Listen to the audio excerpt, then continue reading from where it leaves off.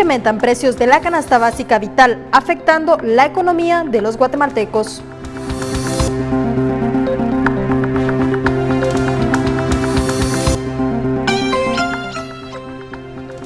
Familiares de internos del correccional Las Gaviotas envían encomiendas para que la seguridad les entregue a sus familiares. Autoridades monitorean actividad eruptiva del volcán de Pacaya.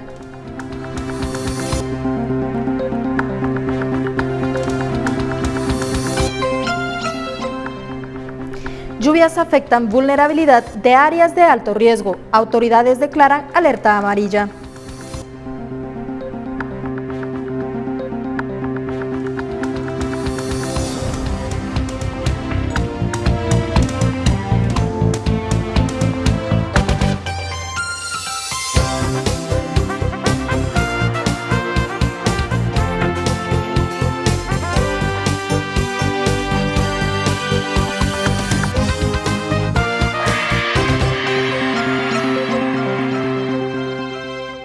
Buenas noches, bienvenidos a esta noche del sábado 8 de julio de 2017, en el que iniciamos con la plataforma informativa más destacada de la jornada. Les saluda Andrea Domínguez. Puntualmente iniciamos para comentarles que familiares internos de la correccional Las Gaviotas enviaron encomiendas para que la seguridad se las entregue.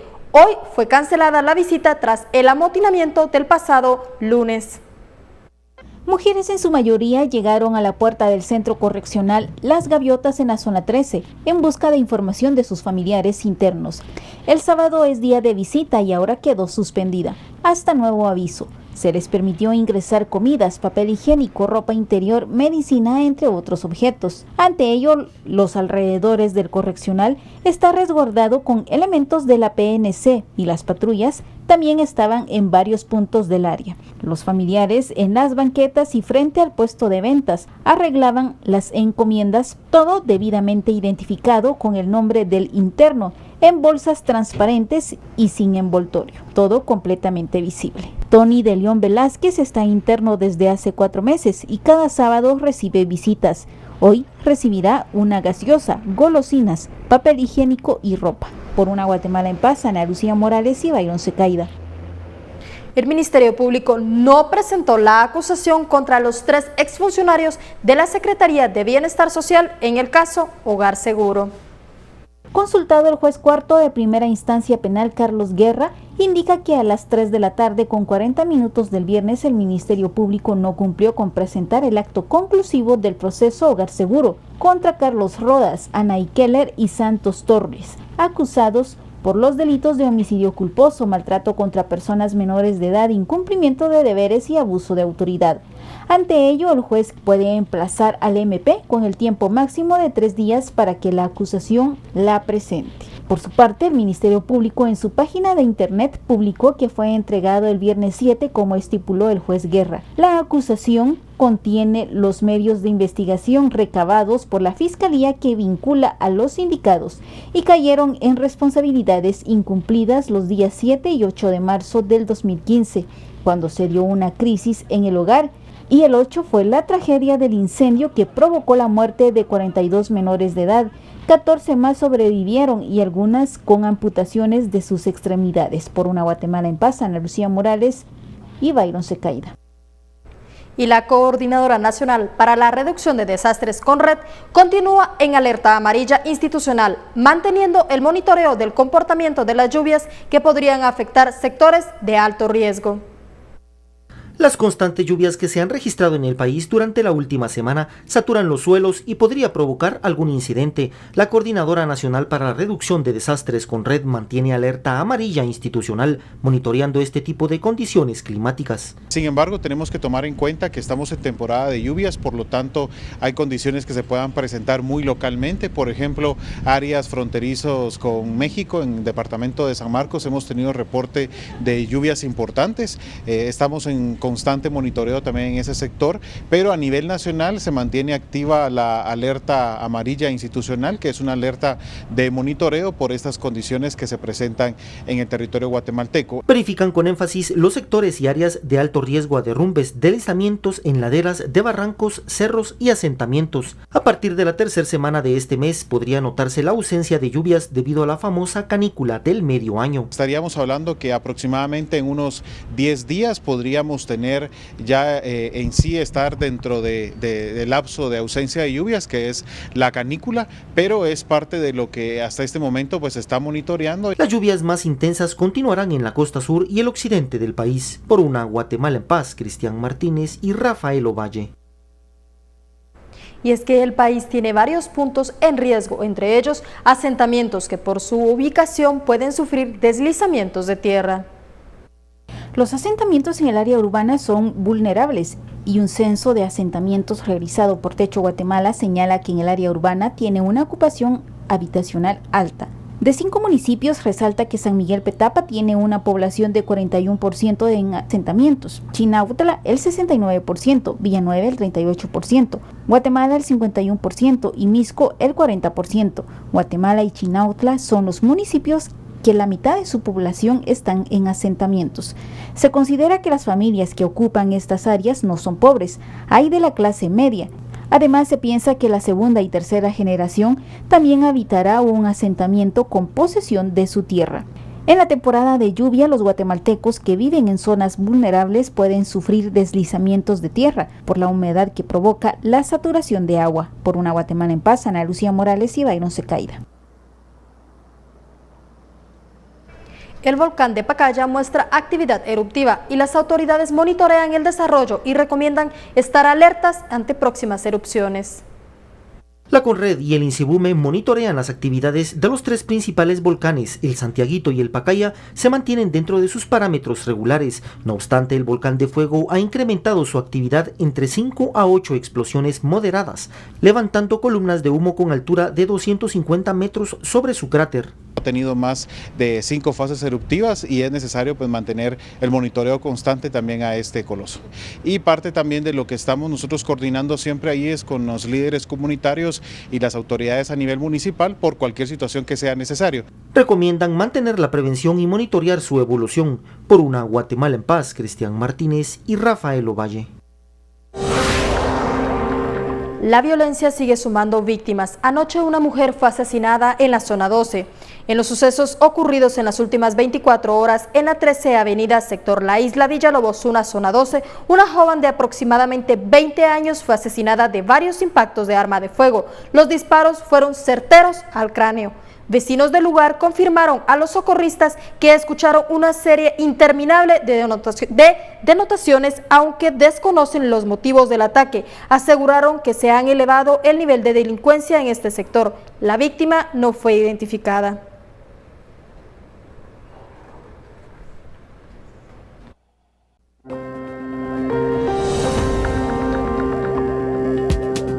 Hacemos un breve encuentro con los anunciantes, pero regresaremos para mostrar una estrategia con la Policía Nacional Civil para proteger el lago de Atitlán.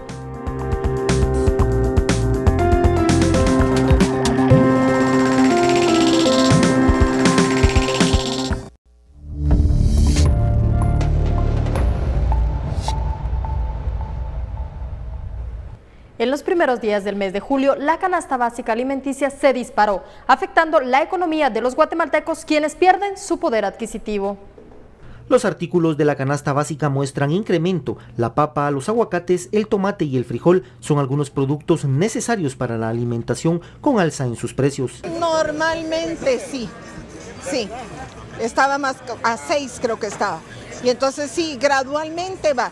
Primero porque llueve, después porque hay sequía y siempre hay problemas con eso. Ahorita que estoy viendo, sí están un poquito altos. Algunos productos suben, otros bajan.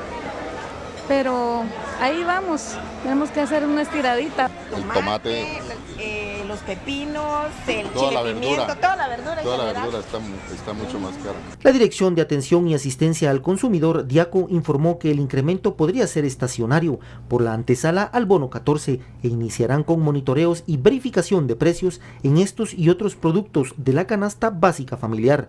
Por una Guatemala en paz, Cristian Martínez y Rafael Ovalle.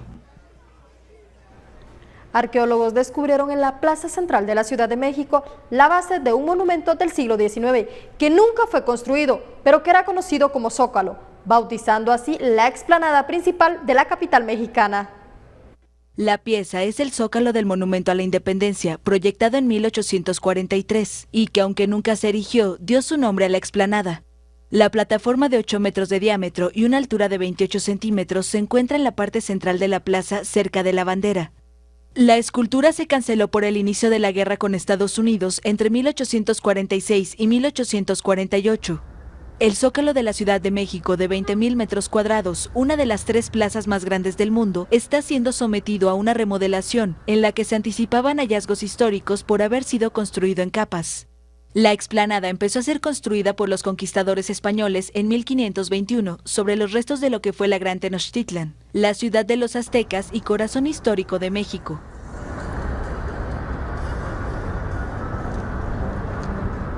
El Instituto Nacional de Bosques está implementando en San Marcos y Petén un proyecto de restauración de paisajes forestales en los bosques afectados por incendios forestales, tala ilegal y alto consumo de leña, para que esas áreas contribuyan a la seguridad alimentaria y se fortalezca la zona de recarga hídrica. La meta del Instituto Nacional de Bosques es restaurar 1.2 millones de hectáreas de bosque que inicialmente se trabajará en los departamentos de Petén y San Marcos, afectados por incendios forestales, tala ilegal y alto consumo de árboles para leña. De trabajar con especies nativas a través de la regeneración natural y donde está muy degradado el paisaje, tenemos modalidades como agroforestería, como manejo de regeneración natural, manejo de bosques riparios y otras que puedan contribuir a recuperar los bosques. Actualmente la Mesa Nacional de Restauración del Paisaje Forestal realiza capacitaciones a técnicos forestales para que se socialicen los proyectos que se podrían implementar en las áreas degradadas. Pues ya está formulando proyectos en los municipios de Tacaná, Exchihuán y San José Ojetenam. Son lugares potenciales que tienen bastante iniciativa, que ya se realizaron algunas actividades. El proyecto de restauración del paisaje forestal está apoyado por la Organización de las Naciones Unidas para la Alimentación y la Agricultura, pues consideran que esta acción permitirá mejorar los suelos para garantizar la seguridad alimentaria. Estas tierras, estos bosques restaurados son la base de muchos procesos de producción. Los alimentos de alguna forma dependen de que hayan suelos bien conservados, productivos, o que haya a nivel local suficiente humedad, suficiente recursos hídricos. A través de la Ley Probosque se busca otorgar un incentivo económico a las municipalidades o personas particulares que implementen proyectos forestales enfocados a la recuperación del paisaje forestal. Desde San Marcos, por una Guatemala en paz, Whitmer Barrera, Noticiero Guatevisión. La Autoridad para el Manejo Sustentable de la Cuenca del Lago de Atitlán y su entorno crean estrategias con la PNC en protección del manto acuífero. La Autoridad para el Manejo Sustentable de la Cuenca del Lago Atitlán y su entorno busca la protección del manto acuífero, que ha sido afectado en la creación de basureros en toda la cuenca, lo cual genera cantidad de contaminación. En virtud de que hemos notado que en varios puntos a toda la cuenca del lago pues existe botaderos de basura, ¿va? Y en este caso se está manejando la información a efecto que cuando notemos un punto de esos pues sea denunciado. A nivel departamental se ha diagnosticado una de las 3 principales causas que está afectando gravemente la salud de los habitantes como efectos al lago. Son los residuos sólidos, ya que se han diagnosticado 634 basureros clandestinos que existen en la cuenca, mientras que la población genera 36.400 toneladas de basura anualmente. De este, solamente el 30% de los desechos son tratados adecuadamente. Con la finalidad de crear competencias y conocimientos en los agentes para que nos ayuden como policía ambiental. Esto vendría a contribuir a preservar y resguardar el agua de Atitlán. La Policía Nacional Civil tendrá a cargo ahora el proceso si se diagnostica la creación de basureros clandestinas en la cuenca del lago, hasta procesar a los responsables. Por una Guatemala en paz, desde el departamento de Sololá, Ángel Julajuj, Noticiero Guatevisión.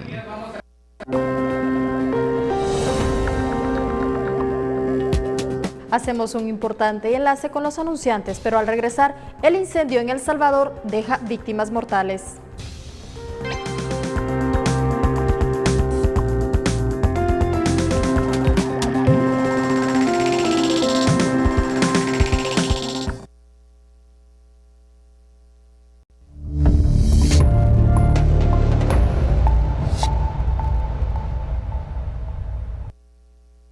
Gracias por continuar con nosotros. Y es que un incendio se registró en un edificio gubernamental en El Salvador. El trágico suceso dejó 2 personas fallecidas. Hay bastantes personas todavía arriba en la última. Un fuerte incendio en una de las 3 torres del Ministerio de Hacienda de El Salvador cobró 2 vidas la tarde del viernes. Helicópteros de la Fuerza Aérea y personal de rescate evacuaron a decenas de personas. Algunas habían quedado atrapadas en el edificio. Una persona se lanzó al vacío y sobrevivió con múltiples lesiones graves tras caer sobre un techo de lámina. Una de las víctimas mortales fue identificada como Raquel Caballero, secretaria de uno de los sindicatos que falleció por asfixia. La segunda víctima murió en el Hospital del Seguro Social sin que se revelara su identidad. Según las autoridades, el número de heridos aún era indeterminado. Después de varias horas de trabajo, los bomberos pudieron controlar el fuego, iniciado en la 4ª planta de la Torre 3, donde funcionaba la unidad de educación fiscal, el sindicato y 2 direcciones de la dependencia. La policía, fiscales y bomberos iniciarán una investigación para determinar las causas del siniestro. El presidente peruano Pedro Pablo Kuczynski recibió a Michelle Bachelet para un inédito encuentro binacional en el que se firmaron acuerdos acerca de defensa, energía e integración fronteriza. Una reunión de gabinete sin precedentes en la que se aprobaron más de un centenar de compromisos. No se dieron detalles sobre los acuerdos, pero se indicó que incluyen las áreas de defensa, ambiente, cultura, educación, energía, minería, cooperación internacional e integración fronteriza. Chile y Perú libraron una guerra en el siglo XIX que marcó su relación durante el siglo XX. Los gobiernos buscan además dejar atrás la crisis de 2015, en la que Lima denunció que Santiago habría pagado a militares peruanos para espiar a su favor. Y los cuerpos de 28 reos asesinados en medio de una riña en el interior de un penal en Acapulco, México, fueron entregados a sus familiares. Según las primeras investigaciones, el enfrentamiento del Centro de Reinserción Social de Las Cruces fue producto de pugnas entre grupos criminales. 3 custodios y 11 reos son investigados por su posible participación en la masacre, según informó el gobierno del estado de Guerrero. Los 28 cuerpos estaban esparcidos por la cocina, un patio y el área de visitas conyugales del penal. La mayoría tenía heridas de armas punzocortantes, palos, piedras y hubo un arma de fuego, según las autoridades estatales. El gobernador reconoció que Las Cruces opera en estado de hacinamiento con una sobrepoblación de alrededor del 28%. Odebrecht está en proceso de limpiar su reputación tras verse envuelta en uno de los mayores escándalos de corrupción de la historia. En menos de 3 años, Odebrecht pasó de ser la mayor constructora de América Latina a protagonizar uno de los mayores escándalos de corrupción en la historia. Acorralados por la investigación Lavallato, los exejecutivos de la empresa brasileña confesaron haber pagado más de $3.000 millones en sobornos en América Latina y África. Ahora el grupo trabaja a marchas forzadas en recuperar su reputación. Odebrecht puso en venta activos y redujo su personal. Unos 50 ejecutivos dejaron la organización y una veintena siguen trabajando con autorización de la justicia. El caso Odebrecht ha puesto en jaque a toda la clase política de Brasil y provocó la apertura de investigaciones en países como Perú, Colombia y Ecuador.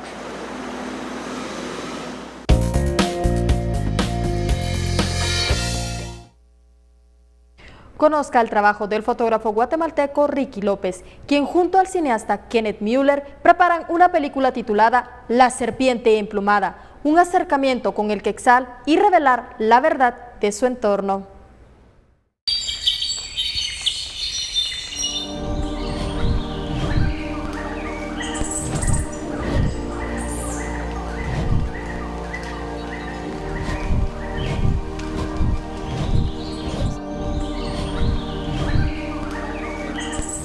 El proyecto del Quetzal ha sido un proyecto de vida para mí. Empezó todo con una foto que nunca pude hacer. Un proyecto con prensa libre. Me mandaron estábamos haciendo Conozcamos Guatemala, que eran unas revistas de fascículos de cada departamento, y cuando tocó Alta Verapaz, el editor quería una foto del Quetzal. Yo no sabía que era un Quetzal, nunca había visto un Quetzal en los billetes, nada más.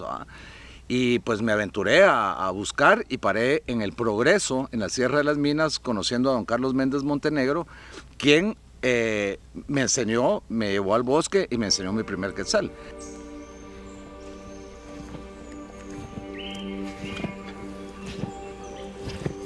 Hace 25 años, engañado por mi ego, buscando la fotografía de una gran portada, no encontré más que frustración, enojo. Me encontré con ese fotógrafo completamente desplumado, que no sabía nada de fotografía. Fue entonces que nuestra historia comenzó. Llevamos 5 años filmando el Quetzal en la Sierra de las Minas, en México y en Costa Rica. ¿Qué enseñanza te ha dejado como profesional, pero principalmente como ser humano, en cuanto al tema de grabar a esta especie?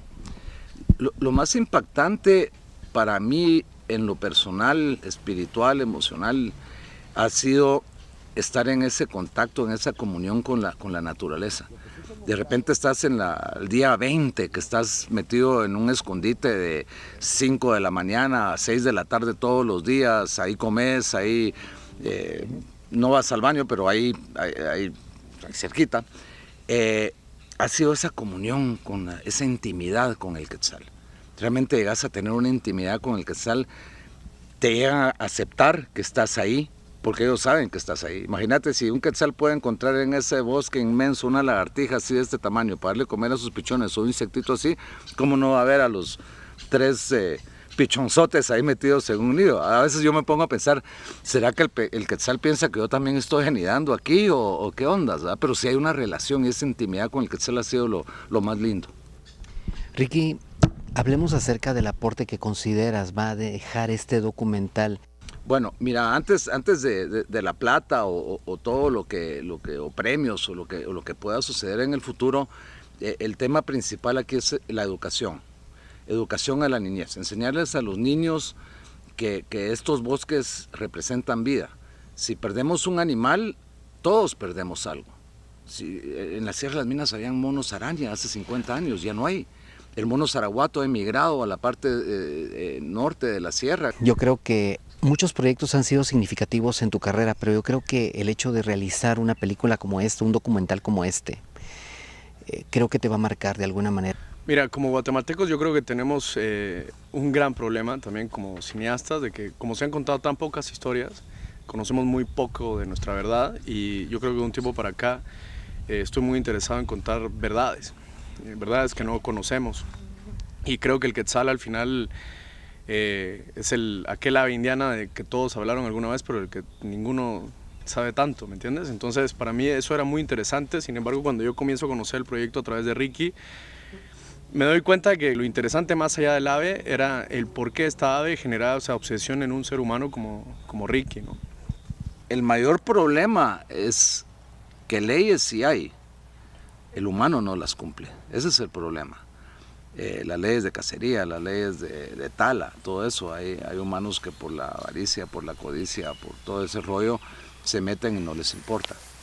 Entonces parte de este mensaje que queremos dar en la película es sembrar esa semilla para que crezca ese amor por la naturaleza, porque es de todos. Esto no es del gobierno, esto no es de la iniciativa privada, los bosques son de la humanidad, los animales. Te hago la pregunta, ¿de dónde son las ballenas? ¿Son de Alaska o de Argentina? ¿La monarca de dónde es? ¿De canadiense o mexicana? ¿El jaguar de dónde es? ¿Del sur de Estados Unidos o de Amazonia? ¿El quetzal de dónde es? Es igual que todos estos animales. El quetzal no es ni mexicano, ni guatemalteco, ni costarricense, ni centroamericano. Es una especie que tenemos que proteger. Conozcamos ahora a través de nuestro experto cuál es la influencia de la agresividad y cómo podemos lograr tener una mejor calidad de vida a través de nuestra actitud.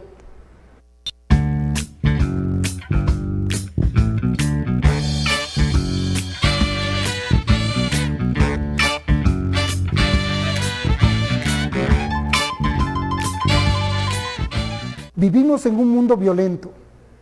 ¿Es la agresividad algo que hemos aprendido por imitación? De ser así, debemos cuidar los factores que influyen en la enseñanza de conductas violentas. Puede ser en la familia, el medio ambiente sociocultural y la escuela. Dentro de estos factores, la televisión, el cine y los juegos electrónicos tienen una intensa participación e influencia. Hay estudios que explican que los efectos de los medios de comunicación sobre la conducta agresiva dependen de varios componentes. Por ejemplo, es probable que las escenas de violencia afecten más la conducta de niños que hayan vivido directa o indirectamente experiencias de violencia o cercana a su entorno, produciendo la activación del recuerdo. Los efectos a largo plazo de la violencia por la televisión o videojuegos se producen por la asimilación, práctica y automatización de los diversos esquemas agresivos, de las expectativas sociales o de nuestros guiones conductuales relacionados. Vivimos en un mundo violento y agresivo, un mundo hecho por nosotros mismos, a la medida de la agresividad que alojamos en nuestro cerebro. Algunos, desde la trinchera de su comodidad, no se sentirán autores, pero no importa lo sutil o grosero que sea la violencia en nosotros. Somos el mundo y nuestra contribución será ver nuestra propia rabia con profunda claridad.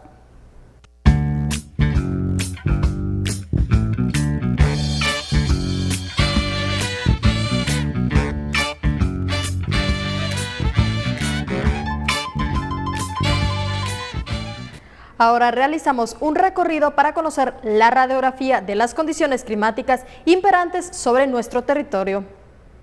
John Deere, en cualquier clima, somos su mejor opción. Presenta. John Deere, confianza y calidad, presenta a usted las condiciones del clima para mañana domingo, donde persiste un ambiente cálido con presencia de lluvias al final de la tarde o comienzo de la noche en todo el territorio nacional, a excepción de los departamentos situados en el oriente, como Jutiapa, donde el pronóstico es de cielos parcialmente nublados. Conozcamos las temperaturas máximas y mínimas. Ciudad de Guatemala sube a los 26 grados centígrados, baja durante la noche a los 14. Quetzaltenango se mantendrá entre los 20 grados centígrados al mediodía a los 9 grados, los cuales se podrían registrar durante la noche. Vamos a tener una temperatura entre los 11 a los 20 grados en Sololá, entre los 8 a los 19 grados en Totonicapán y en San Marcos entre los 9 a los 18 grados. Costa Sur mucho más cálida, temperatura entre los 22 a los 32 grados centígrados, esto en Retrouleu, Suchitepeques y Escuintla. Santa Rosa entre los 17 a los 29, en el oriente el Progreso sube a los 32, al igual que Chiquimula, Zacapa con 33, 26 grados para el departamento de Jalapa, Jutiapa sube a los 30 grados, Petén con 33, 22 en Quiché, Alta Verapaz con 24, 30 en Baja Verapaz y el departamento de Izabal con una temperatura estimada de 31 grados centígrados. Pronóstico del clima para los siguientes 3 días, esto en Ciudad de Guatemala. El día domingo, el día martes se pronostican cielos parcialmente nublados con presencia de lluvia, 26 grados centígrados podría marcar el termómetro al mediodía. Vamos a tener luz solar mañana domingo desde las 5 horas con 34 minutos. Este ha sido el informe del clima para todos ustedes. John Deere, un socio en el que puede confiar, presentó.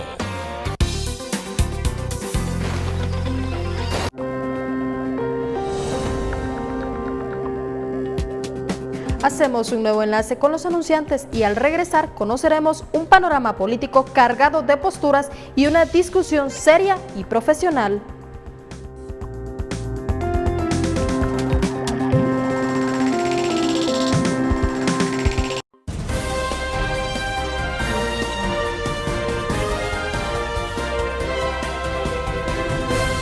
Muy buenas noches a los televidentes de Guatevisión. Este es Panorama Político y esta noche estaremos hablando de uno de los temas más coyunturales o que fue parte de la coyuntura nacional durante esta semana, el cual inició el lunes con la noticia del amotinamiento en la correccional Las Gaviotas, que dejó como resultado 3 fallecidos, cerca de 30 heridos, 6 recapturados y la destrucción de cerca del 70% de la correccional. correccional. Todo esto tiene una causa estructural que hoy estaremos profundizando con nuestros invitados especiales, dos conocedores del tema.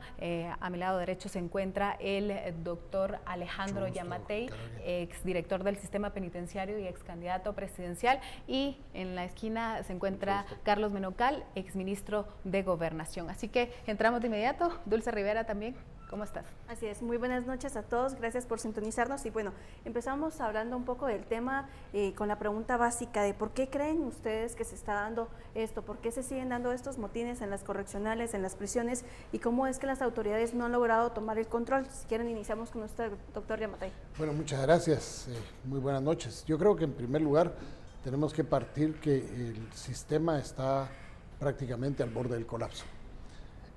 De hecho, lo que se planteó hace 10 años ya no ha sido tomado en cuenta. Cuando yo fui director del sistema penitenciario, encontramos, por ejemplo, en las visitas que hicimos a las cárceles de menores, encontramos que las cárceles de menores están en manos de los mayores. De hecho, debido a la ley Pina, dice que la persona que comete un delito siendo menor de edad tiene que ir a una cárcel de menor de edad. Pero resulta que son 6 años de prisión máximo, pero si alguien cometió el delito teniendo 17 años de edad y lo capturan 10 años después y cumple sus 6 años, termina teniendo 33 años cuando sale. Entonces las prisiones de los menores están en manos de los mayores. Hace 10 años se planteó que pudieran tener y se recomendó que pudieran tener lo que se llaman las cárceles intermedias, o sea, cárceles en las cuales las personas que cumplían la mayoría de edad o que ya fueran mayores de edad siendo juzgados como menores, fueran ubicados en esas cárceles en las cuales no estuvieran en contacto con los prisioneros ya condenados adultos, de manera que se pudiera seguir respetando los convenios internacionales. Desgraciadamente no se ha hecho. Carlos, se habla un poco de este desorden que existe, que ya nos comentaba el doctor Yamatei, en el sistema de, pues, para que los jóvenes en conflictos con la ley penal estén recluidos. Se habla de 179 mayores de edad dentro de la cárcel de Gaviotas y con un hacinamiento de 566 internos. Estas fallas estructurales son las que provocan este estallo de violencia. Bueno, de hecho, la cuestión de la infraestructura es evidente que ha colapsado. Hay una sobrepoblación de privados de libertad en el sistema de régimen de menores. Luego hay una poca asignación de recursos para poder construir y desarrollar infraestructura, no solo en estas estructuras de menores donde hay privados de libertad en conflicto con la ley penal, sino también en el sistema penitenciario. El Estado ha abandonado, digamos, esta política pública de crecimiento de infraestructura, al tiempo que contrasta el hecho de una mayor persecución penal de estructuras criminales, particularmente vinculadas a las pandillas, en donde un buen porcentaje de esta estructura está integrada por menores de edad. Cuando uno ve esto, es altamente probable que se siga teniendo una bomba de tiempo. Lo que ocurrió en Gaviotas no es un hecho aislado, es un hecho recurrente debido a fallas por muchas circunstancias, pero hay un informe importante que saca la Procuraduría de Derechos Humanos el año pasado y determina que hay una ausencia de monitores, una ausencia de reinserción social, de programas de reinserción social, hay una ausencia de traslado de experiencias para que estos muchachos puedan tener una reorientación ante la sociedad y sobre todo el tema de la sobrepoblación. Esto va a ocurrir, seguirá ocurriendo y generará que esta infraestructura colapse en cualquier momento y siga teniendo estos detonantes explosivos como lo que ocurrió esta semana. Doctor Yamatei, usted mencionaba el caso de los adultos que todavía permanecen en estas cárceles porque cometieron el delito siendo menores. ¿Qué tan viable sería que las autoridades tomaran carta en el asunto y que en este sentido pudieran separarlos, aunque sean la misma correccional, a los adultos de los menores? Porque entiendo que actualmente no se ha cumplido eso y están revueltos. No solo en las Gaviotas, sucede lo mismo en San José Pinula, es exactamente lo mismo. De hecho, los que le sacaron el corazón al famoso monitor, aquel que le sacaron el corazón y todo, fueron ordenados, todo eso fue hecho por mayores de edad. Aquí el tema es, creo que hay no solo el Estado le pone poco interés, sino que la sociedad en general le ponemos poco interés al sistema penitenciario. De hecho, creemos que metiendo a alguien a la cárcel se acaba el problema, y no, ahí principia el problema. Ya existe una maldita relación entre la calle y la cárcel. Mientras más inseguras sean las cárceles, más inseguras son las calles. Y eso ha sido comprobado a través del tiempo. Lo que sí viene, y sí vale la pena mencionar, es que yo, por ejemplo, no creo que esto haya sido un hecho aislado.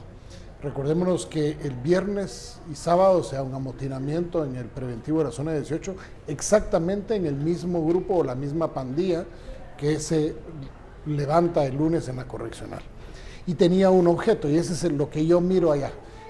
Era pedir que los homies, como se llaman entre ellos, se unificaran, o sea, jalar a los mayores de edad que están en la cárcel de menores hacia el sector 11 del preventivo de la zona 18. Me temo que lo que están preparando es algo más serio de lo que vimos en el lunes en Las Gaviotas. ¿Y qué implicaciones tendría esto a lo externo de la sociedad, Carlos? El hecho de que estos grupos se estén organizando, tanto en la cárcel, se sigan organizando en los mayores en las cárceles y estén incluyendo a los menores también. Bueno, evidentemente hay un alto componente de fenomenología criminal en el escenario nacional protagonizado por las maras, eso es un hecho. Las pandillas están trabajando fuerte en las calles y tienen una relación muy estrecha con las prisiones, particularmente la Mara 18, que es la más grande. Al trasladar a estos líderes de las cárceles de menores hacia las de mayores, ha generado que definitivamente se tenga mayor fuerza de parte de la pandilla en la prisión. Recordarán ustedes que uno de los personajes que era fuerte en el sistema penitenciario era básicamente el señor Byron Lima, uno de los 20 que hay, no solo es uno, no los 20 que hay. Pero en realidad la pandilla lo que hace es aglutinar fuerza en el sentido de tener mayor gente y empezar a ocupar no solo el sector 11 del preventivo, sino ocupar todo el sistema penitenciario. Hay pandilla de la Mara 18 en Chimaltenango, en Quetzaltenango y en el oriente del país, y esto tendría dos implicaciones muy fuertes. La primera, la afrenta que estas estructuras están haciendo a las fuerzas de seguridad, atentando contra policías y guardias penitenciarios. Y la segunda, evidentemente, el crecimiento de hechos delictivos, particularmente extorsiones y asesinatos destinados a generar mayor zozobra en la sociedad. Doctor, ¿algo más? Yo creo que vale la pena. El Estado tiene la posibilidad por ley de actuar. De hecho, yo en el mes de mayo llegué a la Comisión Nacional de Seguridad en el Congreso de la República a plantear la creación de la tipificación del delito en el Código Penal de lo que es el terrorismo urbano, que es declarar terrorista a todo aquel que utilizando las armas atente contra un servicio público, le hace policía, transporte público, el agua, la electricidad, todo aquel que atente debe de ser considerado un terrorista, y es un terrorista de orden social, digamos, y que estamos esperando que el Congreso lo declare, porque el Estado tiene que responder, porque la magnitud de los hechos es muy grave y el Estado no tiene las armas suficientes legales para poder encauzar a estas personas como lo que son, auténticos terroristas. Así es. Dulce. Bueno, sí, específicamente vamos a seguir hablando de este tema en el siguiente bloque de Panorama Político. Mientras tanto, vamos a una pausa. Ustedes no se despeguen de este programa para seguir con esta discusión.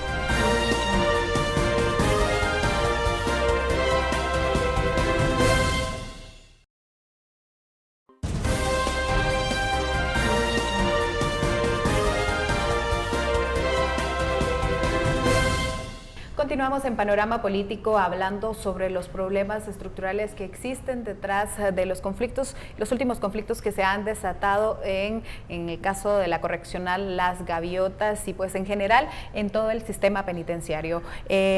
Quisiera traer a esta mesa un poco acerca de la criminalización que se ha dado o los señalamientos que se han dado en contra de estos jóvenes que protagonizaron este amotinamiento en Las Gaviotas. Algunos planteaban soluciones como endurecer las penas, incluso desaparecerlos como una solución a esta problemática. No sé quién de los dos quiere empezar. Bueno, yo honestamente creo que el marco legal de persecución penal y de regulación del tema de menores está establecido. Segundo, hay toda una ley contra la delincuencia organizada donde hay ya tipificaciones de delitos que tienen que ver con extorsión, secuestro, con todos los hechos que comete una estructura como la de las pandillas. Tercero, yo creo que más que endurecer una ley penal, lo que tenemos que hacer es pensar en la sociedad y en la juventud que se está formando. La inequidad, la marginación, la exclusión, la falta de oportunidades, el poco acceso al tema educativo y al trabajo provoca que más de 4 millones de jóvenes entre 17 y 21 años estén en lo que Naciones Unidas llama NINI.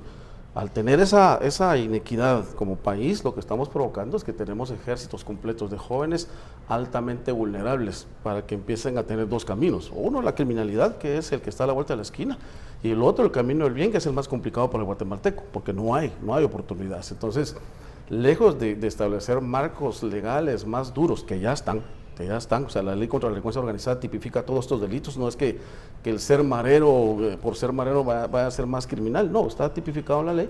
O sea, lejos de eso, lo que hay que hacer es meter recursos al tema no solo de inversión social, sino al tema de reinserción en menores en conflicto con la ley penal.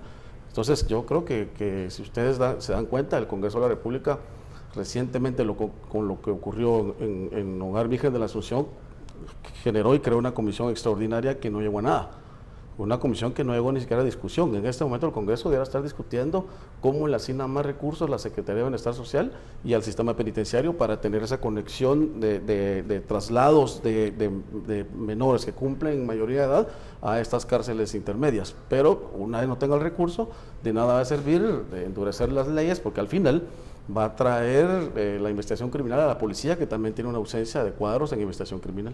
¿Hay ausencia del Estado en estos casos y qué piensa de que aún también hay una ausencia de las opiniones de los diferentes actores, el Congreso de la República, el mismo sector privado? ¿No vemos como una reacción a esta serie de acontecimientos, de hechos que se han registrado? Carolina, hace 6 de abril del año 2007 fue aprobada la ley del régimen del sistema penitenciario. En esa, una ley que establece cárceles de mínima, de mediana, de máxima seguridad, en el cual no fuera el delito lo que hiciera que la gente fuera a un tipo de prisión, sino fuera el perfil criminal de la persona. No se ha cumplido. De hecho, no sé cuántos ministros han pasado de gobernación de ese entonces para acá, y la ley no está en vigor. O sea, falta la reglamentación que le dé a la ley 10 años después. Aparte de eso, nosotros seguimos, por ejemplo, en el caso de los menores, pensando, al igual que en los mayores, que el embodegaje de la gente es lo que resuelve el problema. Y no es cierto. Mientras nosotros tengamos a las personas que son rehabilitables, mezcladas con las personas que definitivamente su perfil, su sociopatía, no les permite ser rehabilitables, los tengamos mezclados, la mezcla es altísimamente peligrosa, porque muchos salen no buscando quién se las debe, sino quién se las paga de todos los vejámenes que sufrieron dentro de la prisión. Si nosotros seguimos comprendiendo que lo que está es, el sistema está mal administrado, que no tiene un programa de largo plazo, que se han establecido proyectos de largo plazo que quedan inconclusos, en el que no hay voluntad y no ha habido voluntad de querer hacer de eso un lugar en donde se cumpla con el artículo 19 de la Constitución y se principie a tratar de rehabilitar a las personas, porque tarde o temprano van a regresar a la sociedad. La pregunta que nos tenemos que hacer los guatemaltecos es: ¿cómo queremos que regresen? ¿Queremos que regresen ya rehabilitados, habiendo aprendido una lección de haber estado en la cárcel, o queremos que regresen a seguir delinquiendo porque su cuadro de relaciones y lo que generaron adentro de la prisión y esa sociopatía que se genera producto de todos los chantajes, vejámenes y todo lo que le sucede a las personas en la cárcel, lo vamos a tener de nuevo en la calle? La respuesta va a ser, pues lógicamente, de mayor inseguridad para nosotros los guatemaltecos. En ese sentido, yo creo que es fundamental que el Congreso de la República no solo se principie a preocupar de asignar los recursos, porque recursos han habido. De hecho, yo quisiera saber qué es lo que han hecho con todo el dinero, porque recursos ha habido. recursos en los últimos 2 gobiernos en el sistema penitenciario. Cuando uno compara los presupuestos del sistema penitenciario, crecieron enormemente en relación a lo que era hace 10, 12 años, pero enormemente. Y la pregunta es ¿dónde está el dinero? Porque el dinero no fue utilizado. De hecho, había un programa de construcción de cárceles preventivas en 10 distintos lugares en el interior del país para principiar a colocar a los reclusos cerca de las poblaciones de donde son detenidos. Si usted se pone a pensar, entre Malacatán y Mazatenango no hay ni una sola cárcel, la más cercana es la de Mazatenango. Entonces estaba planeado, por ejemplo, una cárcel en Coatepeque, para poder tener una cárcel que pudiera atender a esa población y no tener grandes centros de acopio como lo estamos teniendo, por ejemplo en Cantel y en Mazatenango, en donde llega toda clase de reclusos. Mientras la política del Estado no sea vista con seriedad, mientras el Congreso de la República no solo se preocupe de la asignación, sino de principiar a fiscalizar que efectivamente los planes que los gobiernos tengan nos den la tranquilidad a los guatemaltecos, que en el mediano y largo plazo se van a resolver los problemas, vamos a estar siempre sentados hablando de lo que está pasando, de la coyuntura, y cada vez que exista un amotinamiento nos vamos a preocupar, pero inmediatamente después, a la semana, pues ya se nos olvidó. En marzo fue el hogar seguro, que de seguro no tenía absolutamente nada, y hasta ahora estamos volviendo a hablar del tema, porque simple y sencillamente creemos que ya están perdidos y no hay nada que hacer. Y entonces la desesperación de la gente llega a que las personas digan que los quemen, que los linchen, que los maten, que les pongan una bomba. Pero ese no resuelve el problema. Pues si eso resolviera el problema, pues habría que pensarlo, pero eso no resuelve el problema, eso genera más problemas. De hecho, lo que nosotros tenemos que centrarnos es en lograr que las personas podamos identificar de esas personas quiénes son rehabilitables, y para eso la ley establece, por ejemplo, grupos multidisciplinarios que hagan todo el perfil psicológico, el perfil criminal de la persona y digan, ok, esta persona es rehabilitable, esto tiene que ir a esta cárcel. Doctor, quisiera interrumpirlo para plantear una pregunta precisamente en este tema, porque muchos se quejan, incluso la sensación o la percepción ciudadana es que ellos ya no necesitan o ya no pueden reinsertarse a la sociedad. Una respuesta corta para los dos a esta pregunta.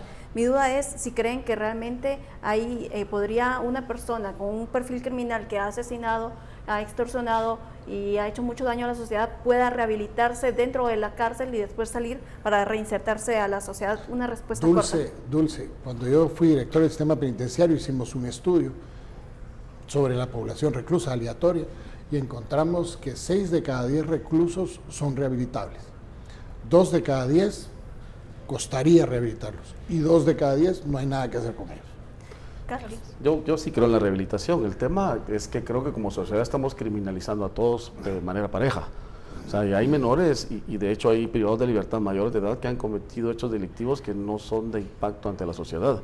El tema es que el sistema penitenciario está colapsado, sobrepoblado, y que definitivamente no hay una división sobre los privados de libertad que han cometido hechos delictivos de menor impacto, de mediano y de mayor impacto. Entonces sí es posible la rehabilitación. La lógica es el tema de asignar recursos, y no es cierto que los últimos 2 gobiernos no les haya sobrado dinero, nunca. Ni siquiera el gobierno de Berchel le sobró dinero. El 80% de los recursos del sistema penitenciario es para gastos de funcionamiento, aunque hayan tenido 200, 300 o 500 millones como lo tienen ahorita. El 80% de los recursos es para gastos de funcionamiento y para limitación de privados de libertad. No hay para invertir. Tenemos que ir a un corte comercial, muy interesante esta plática, pero vamos a continuar hablando en el próximo bloque acerca del papel de la Policía Nacional Civil en este tipo de incidentes. Así que no se despegue de Panorama Político, puede opinar también en las redes sociales, @guatevisión_.gtv. Los esperamos de vuelta.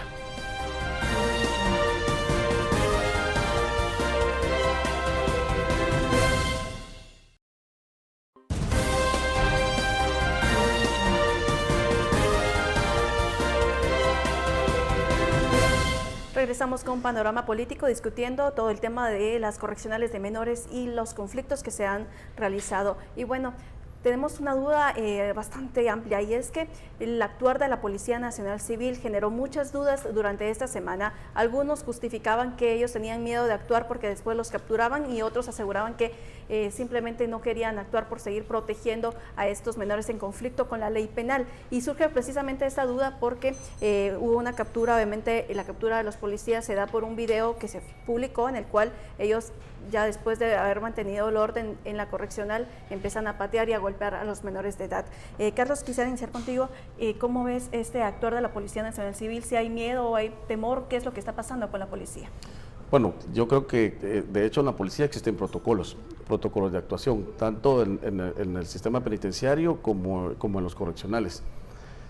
En el caso de los menores, es evidente que la policía actúa con mayor celeridad. Uno, dos, debe existir la autorización de una juez o de un juez para que las fuerzas de seguridad puedan ingresar y tomar el control.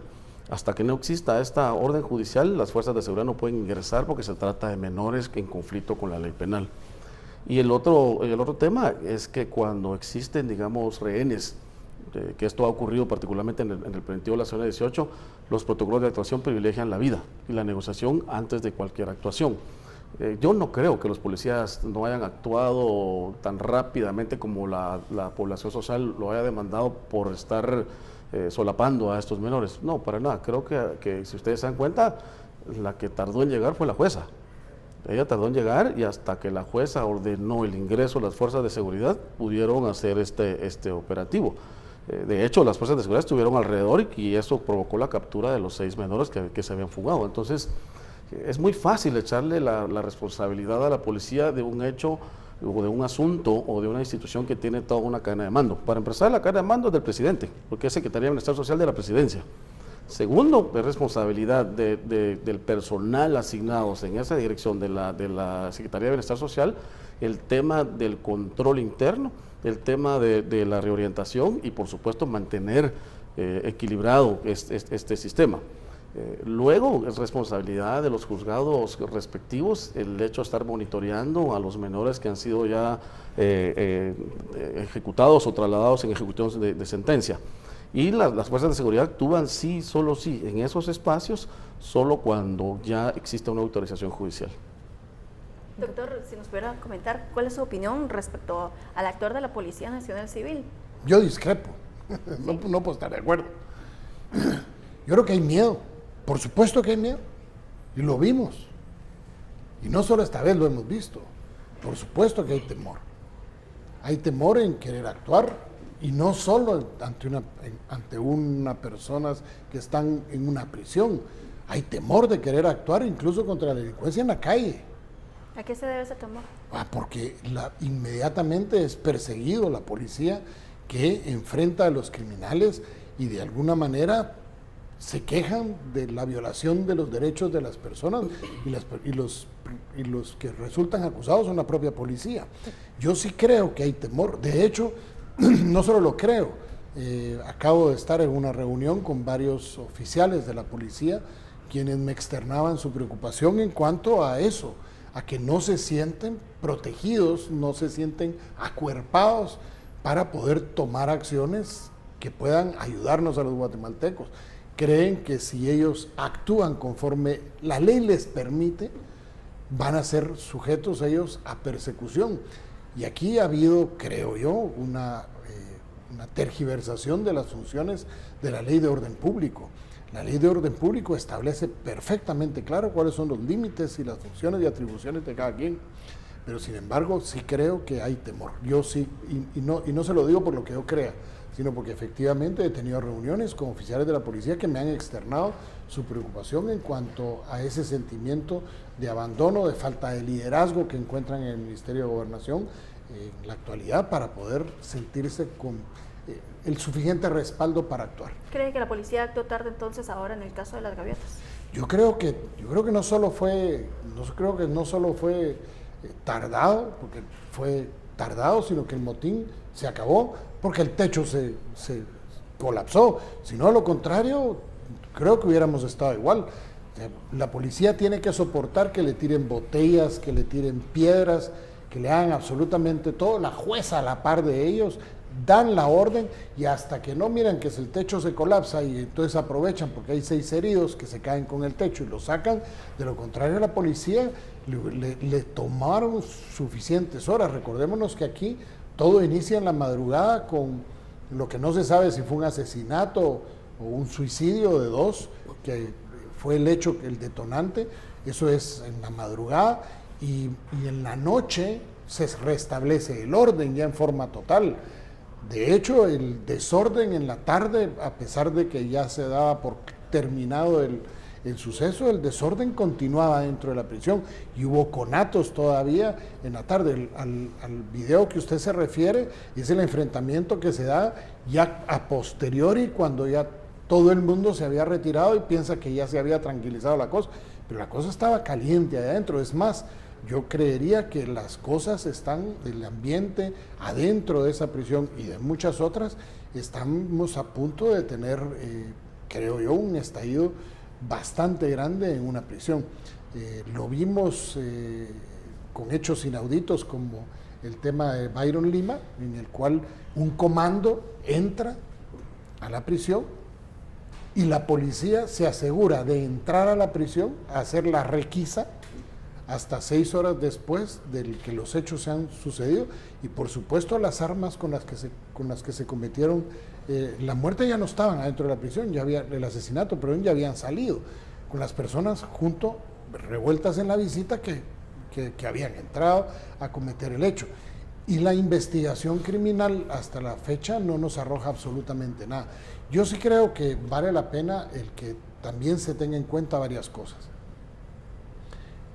No todo el mundo tiene que ir a la cárcel es el último recurso.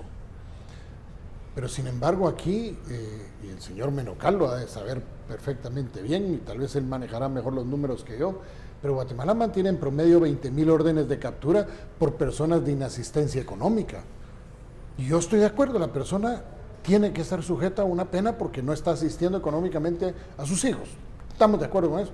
Pero los tenemos que meter a la cárcel y los tenemos que meter a la par de los violadores, de los asesinos, de los mareros, a la par de ellos los tenemos que meter.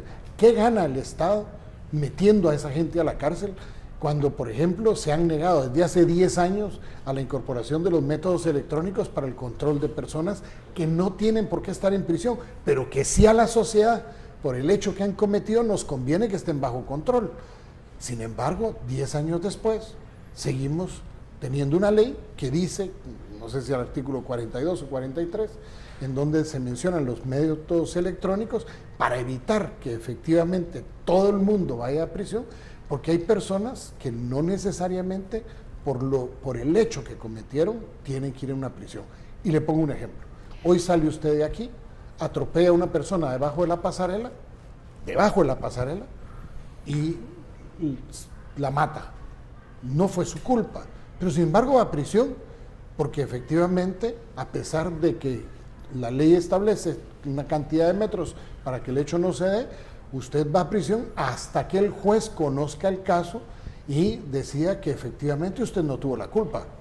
Tendría que haber ido a prisión. Carlos, un minuto para cerrar. Rapidito. Bueno, yo honestamente creo que como sociedad tenemos que pensar en la juventud que está creciendo ahorita. Un dato detonante, insisto en el tema de la inequidad, pero por ejemplo la cobertura de preprimaria es de 23%, la de primaria ha bajado a 85%, la de secundaria es de casi 40% y la de diversificado no pasa del 17%. Esto significa que la juventud, para empezar, está teniendo un crecimiento sin educación. Imagínense ustedes, 8 de cada 10 niños menores de 6 años llega a esa edad sin saber leer ni escribir. Luego, la falta de oportunidades, la marginación y la exclusión, en donde hay un Estado que no tiene inversión social, que no orienta a su juventud, que tampoco le da oportunidades, y tenemos una sociedad muy altamente probable que el 80% esté trabajando en el sector informal, estamos generando condiciones para que se vayan a las estructuras criminales. Si esto no se atiende, de nada va a servir endurecer las leyes, de nada va a servir meterle más dinero al sistema penitenciario o la prisión de correccionales. Si no trabajamos en el desarrollo de la juventud, como lo hacen otros países en el primer mundo, estos escenarios van a continuar. Muchísimas gracias a nuestros invitados. Dulce, muchas gracias por estar con nosotros en esta noche en Panorama Político. Les invitamos a que sintonicen Noticiero Guatevisión mañana domingo en la emisión dominical con nuestro director Haroldo Sánchez. Muy buenas noches.